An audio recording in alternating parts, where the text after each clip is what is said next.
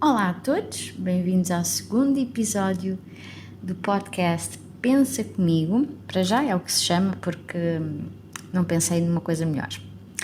Mas como sou uma pessoa pensadora, é assim que fica, para já, pelo menos.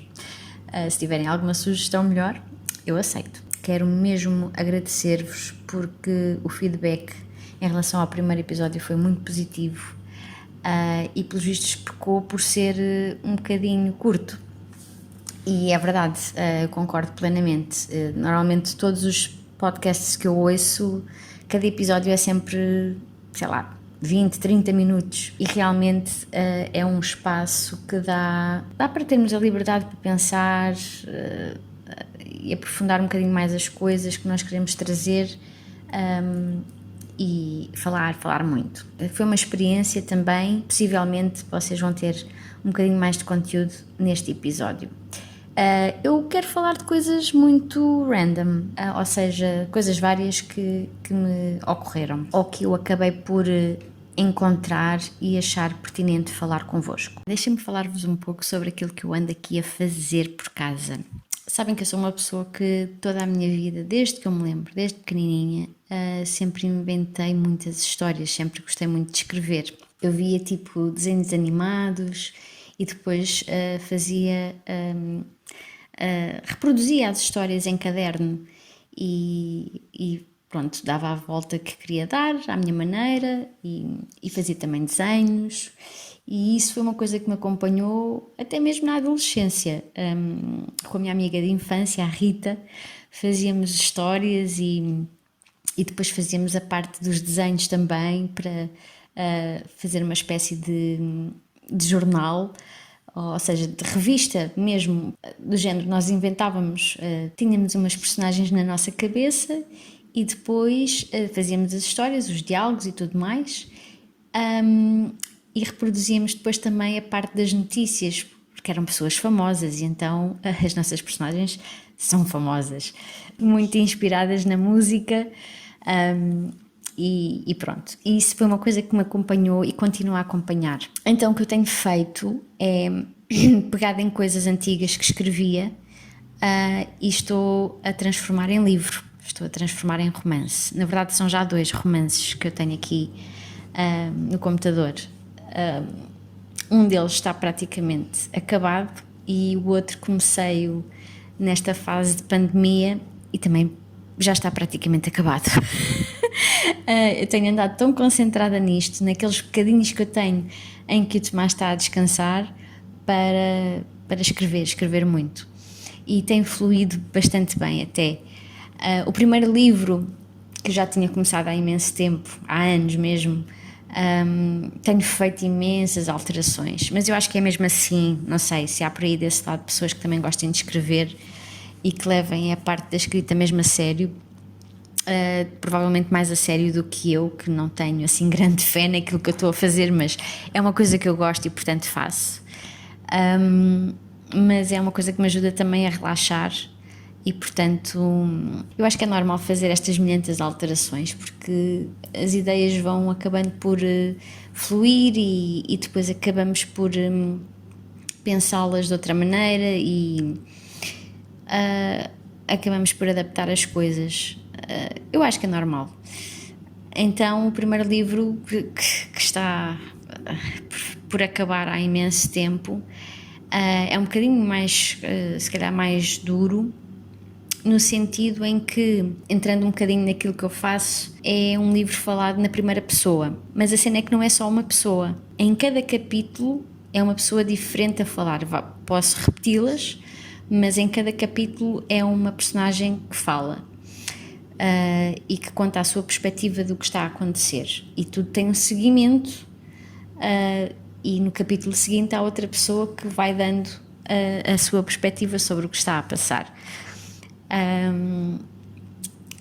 E isso é muito duro porque estamos a falar de homens e mulheres e é muito difícil para uma mulher pôr-se na cabeça de um homem porque nós não sabemos a cabeça das outras pessoas, não é? Mas depois também há a parte do registro, ou seja, tentar distanciar-me um bocadinho da maneira de falar, escrever, não é?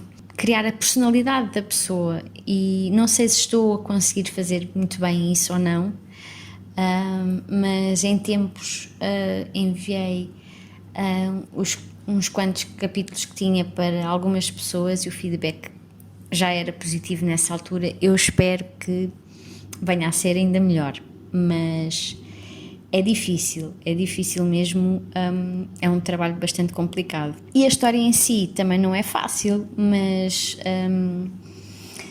é inspirada em pessoas que existem, pessoas que são meus ídolos, e falo muito sobre aquilo que sei da vida deles, porque nós nunca sabemos tudo, não é?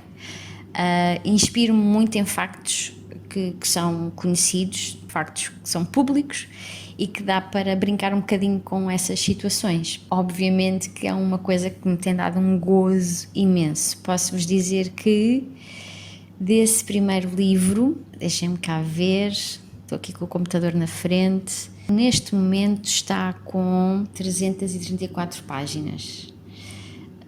São 132.500 palavras. E o meu segundo livro, neste momento, está com 65 páginas, 37.003 palavras. Sim, o outro há de ser um calhamaço, com certeza. Este não conto que seja assim tanto, se bem que há dias em que me ocorrem ideias novas e vou acrescentando e acrescentando e acrescentando. E inicialmente isto era uma ideia um bocadinho mais curta, para uma espécie de conto, mas já está a ficar um bocadinho mais longo do que um simples conto e, portanto, não sei, vamos ver até onde é que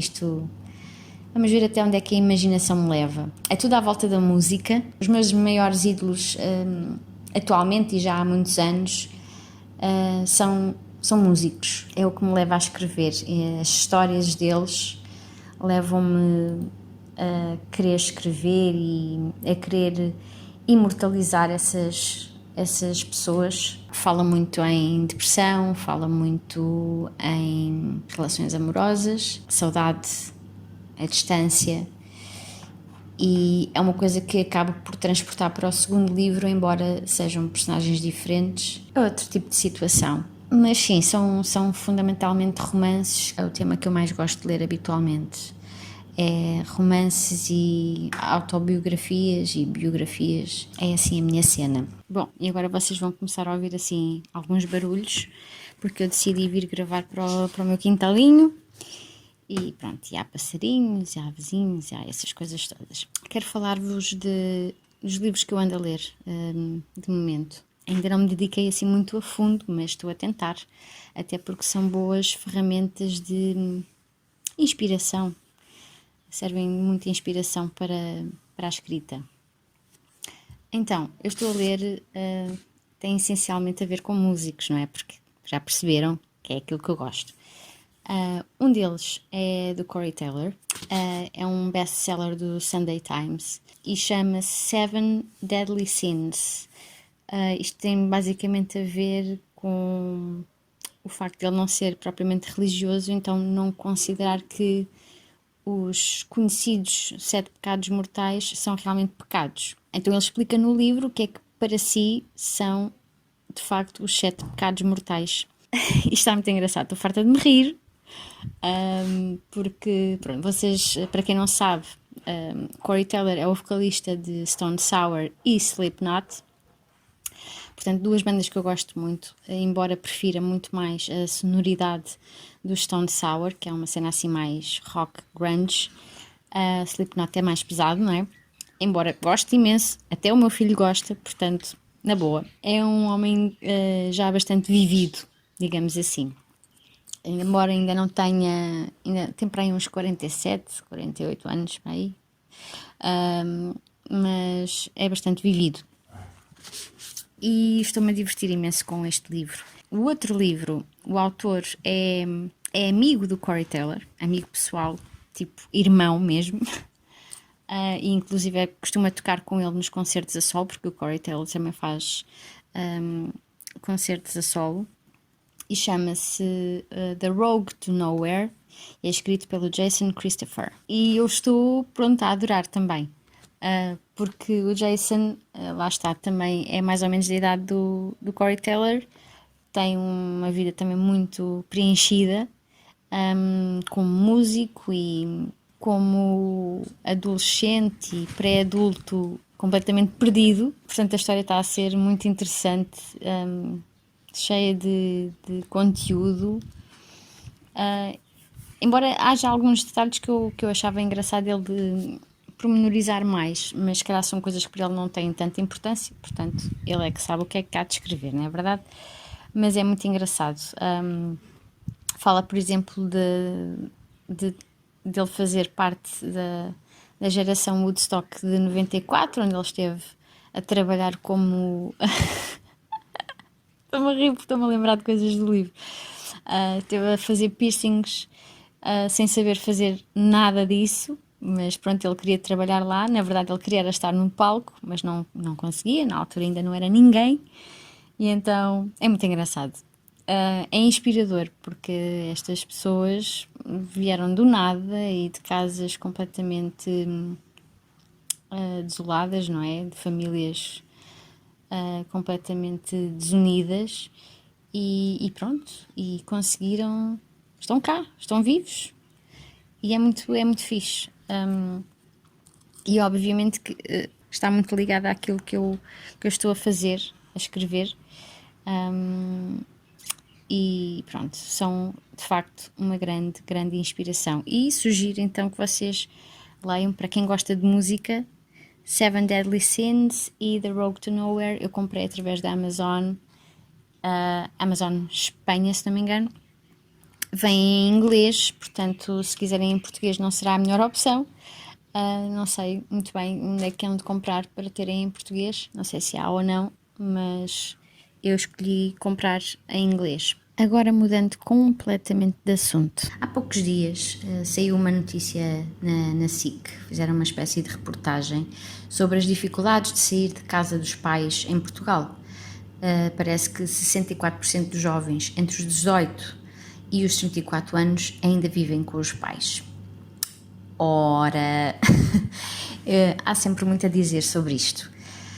Vi no Facebook posteriormente um post de alguém, já estava no perfil de um amigo, o post era de uma pessoa que eu não conheço, que tem 19 anos e vive com a mãe, e disse, passo a citar: enquanto as rendas forem 600 euros num T1 com 2 meses de entrada e fiadores, a malta não vai sair de casa. Enquanto o valor das casas para comprar estiver tão alto, a malta não vai sair de casa. Enquanto for preciso dar 10% de entrada e ter fiadores, a malta não vai sair de casa. Numa casa de 100 mil euros, onde é que um jovem de 20 anos tem 10 mil para dar de entrada? Não tem. As câmaras municipais só dão casas a mães solteiras, pessoas que passam dificuldades ou a velhos. Estão sempre a reclamar dos jovens de hoje em dia, mas se formos bem a ver, somos a geração com mais diplomas, mais estudos e mais bem formada, no entanto, a que tem os piores salários. Vamos à procura de emprego e dizem logo: queremos pessoas com experiência. Se não trabalhamos, vamos arranjar experiência onde? Nas redes de fast food e lojas de roupa, e até mesmo no supermercado, a maior parte dos trabalhadores são jovens que, assim como eu, trabalham e estudam. Acabamos de tirar a carta, compramos um carrinho e pagamos um exagero de seguro. Estão sempre a atacar e criticar os jovens. Então e o namorado? Então não pensas em sair de casa, etc, etc. Em vez de criticarem, ajudem. Deem empregos, baixem as rendas e os seguros, por exemplo. Os pais é que sabem se querem ou não os filhos lá em casa. Eu trabalho e estudo e não vou sair de casa da minha mãe tão cedo. E jovens como eu que trabalham e estudam também não vão sair. Todos os meses dou uma ajuda, não é muito, mas já é qualquer coisa. Por isso, malta da minha geração, sejam felizes. A minha opinião sobre isto é a seguinte: eu concordo com vários pontos, mas não concordo com outros. Obviamente que sabemos que Portugal neste momento não tem grandes condições para ninguém, não só para os jovens, mulheres solteiras ou mesmo para os mais velhos. Não tem condições para ninguém, ou pelo menos não oferece condições a ninguém. As rendas são realmente um disparate, comprar casa continua a ser difícil e realmente eles pedem imensas condições que muitas vezes as pessoas não têm.